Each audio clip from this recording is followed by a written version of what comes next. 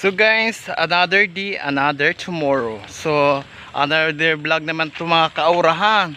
So, bago tayo mag-ikot dito sa aming farm, kasama sila, mag-intro muna tayo. Kaya intro, pasok.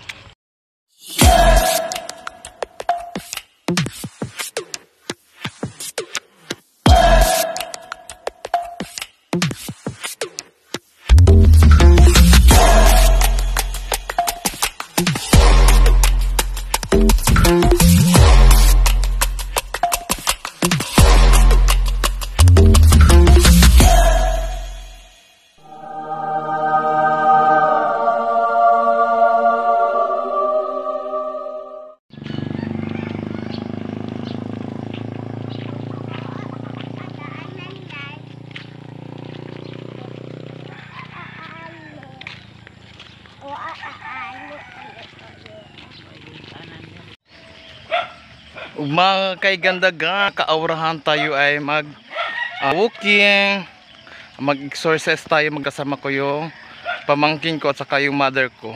So ayun guys, mag-iikot po tayo dito sa aming malawak na palayan, kaya chin on.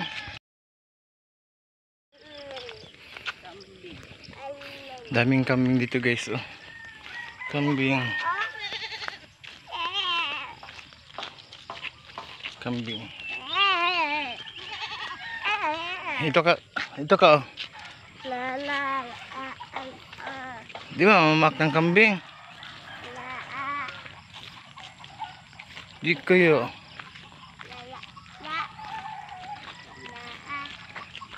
Di ka lang. Oh.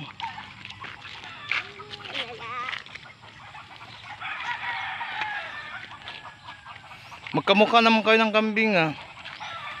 Bakit ka natatakot sa kambing? Magkamukha naman kayo ng kambing.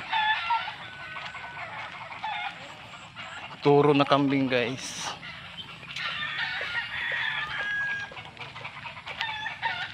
Ilog. Turo.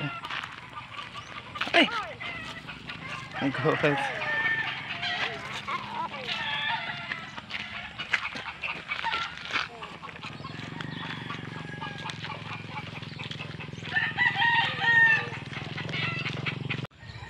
So ito po yung farm. Ang lawak ng ano guys, taniman ng mga gulay. Ano sa tawag nito mga patula? Patula.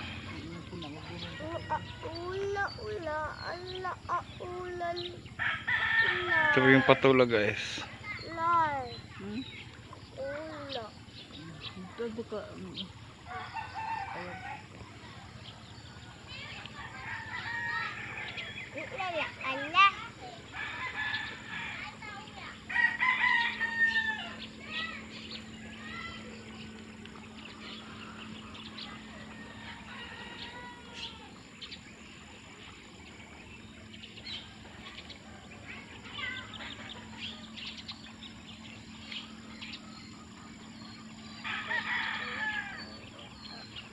Ang lawak ng ano nila guys, lupain. Maraming tanim ng patula. Nasa ito po. Yan. Ito sa ito bang? Buwa pa gani dito. Karon na dito ng gulog.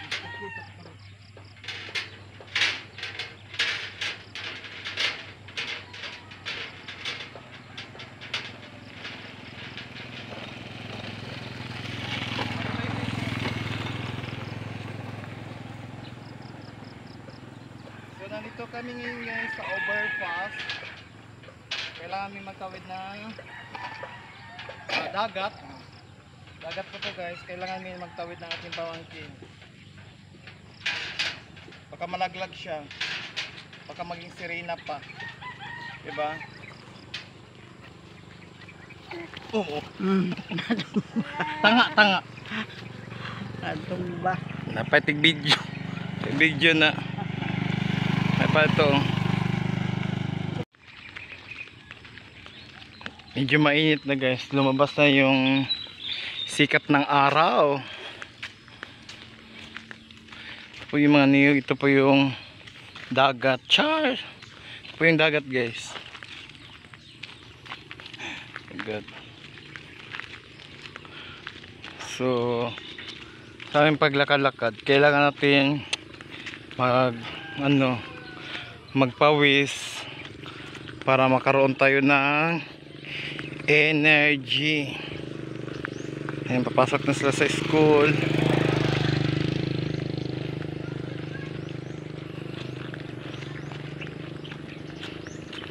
Schooling to cooling.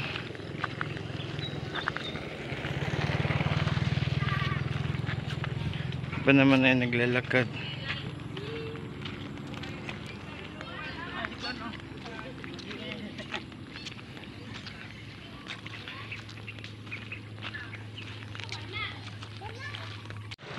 Exercise me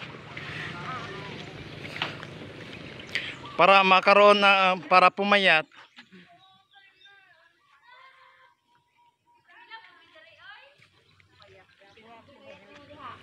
Para pumayat si madam.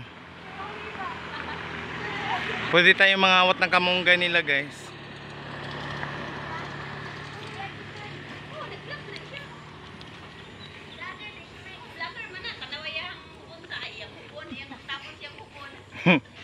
Tapos akong hubon. So, kailangan natin maglakad guys.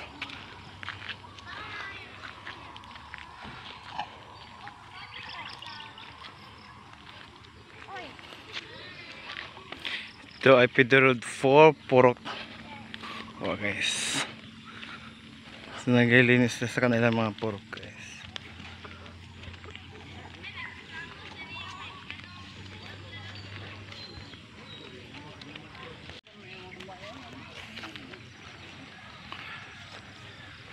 So dito na kami guys. Ito yung sapa o dagat cha.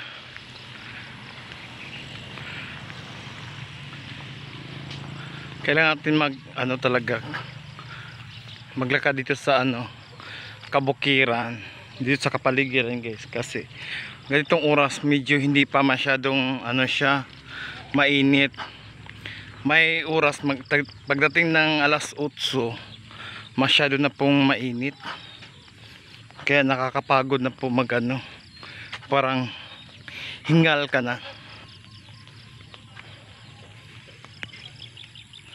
Harvest na pala yung palayan dito guys. Oh, palayan nila.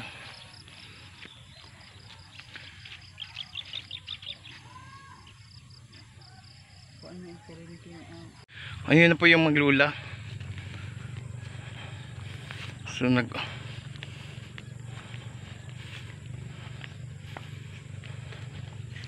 ang linis lang guys. Kahit masyadong walang masyadong hangin, pero comfortable ka kasi wala pong pollution. Walang pollution, walang usok. Maririnig mo yung mga huni ng mga ibon na umaawit sila. Ang gaan lang ng pakiramdam, no? Tapos ito po yung malawak. So bago lang pala ito na harvest, hindi ako nakasignal na aming palayan nila pala, rather di pala sa amin, umaangkin lang.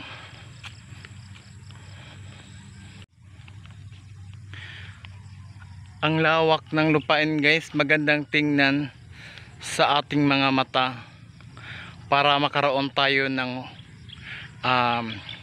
magandang tanawin, fresh ang ating mind, para hindi tayo makaroon ng stress. Kailangan natin talaga na palawakin yung isipan natin, katulad nitong palayan, malawak, may kalayaan sila. Kaya kailangan din natin guys na palayain din natin yung mga puso natin na nasusugatan, no? Kung nasusugatan ka man, kailangan mag-move on, mag-relax, at maghanap ka ng lugar kung saan maganda yung ano mo, peace of mind. Para katulad ng mga ibon, lumilipad. Kaya yung isip natin kailangan lumilipad at iwaksi yung mga nasa utak natin na pumapasok para hindi tayo makaroon ng mga hindi magandang iisipin. Kaya katulad ng ibon, ayan, lumilipad siya. Kaya sana maging okay tayong lahat, lalo na kung ikaw ay nasasaktan. Mayroon palang nag-harvest guys sa kanilang palayan, nag-aani sila, pero konti na lang. Ayan, konti na lang siya. Yun po yung palay inaani nila.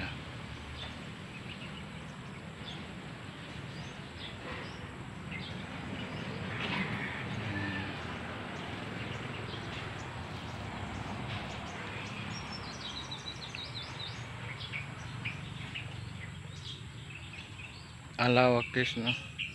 Sigurado ito malaki ang makukuha nila.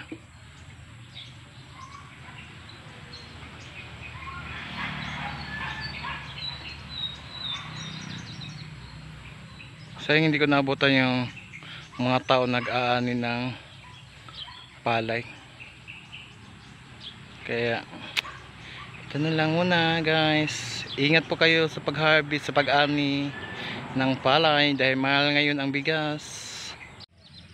Guys, lumilipad yung mga ibon.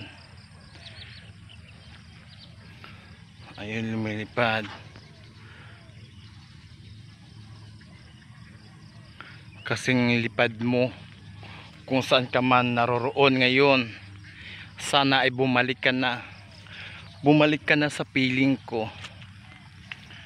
Tsaka kung babalik babaw, hindi na babalik, o mayroon ng ibang tahana o nasa ibang kapitbahay na.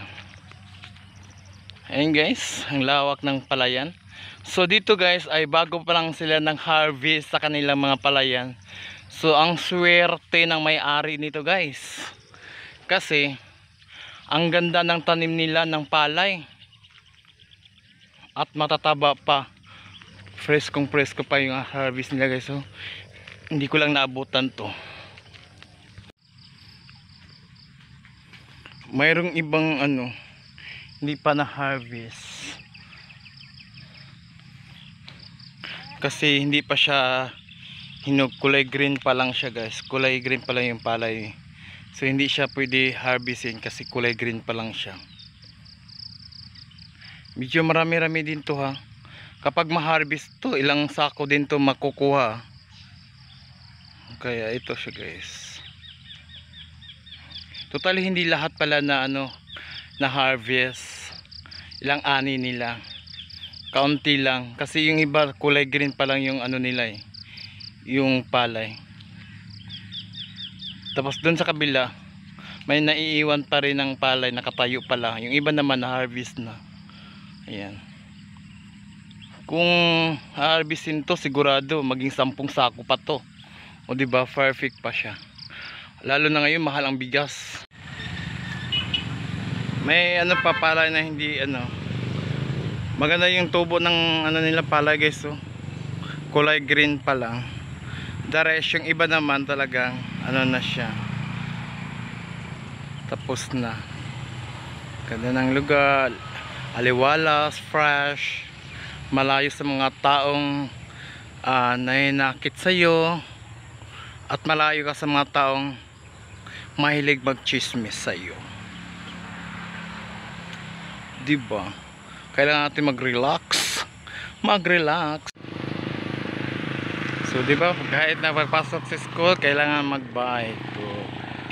Ang sipag nita, bata.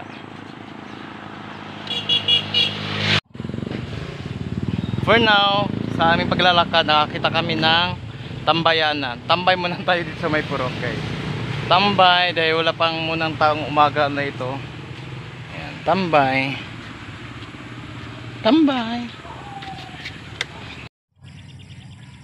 Thank you for watching guys. Huwag po natin kalimutan mo like, mo comment, mo share, lalo na mag-subscribe sa aking channel para updated kayo dito sa aking paglalakbay dito sa probinsya. Thank you so much. I love you all.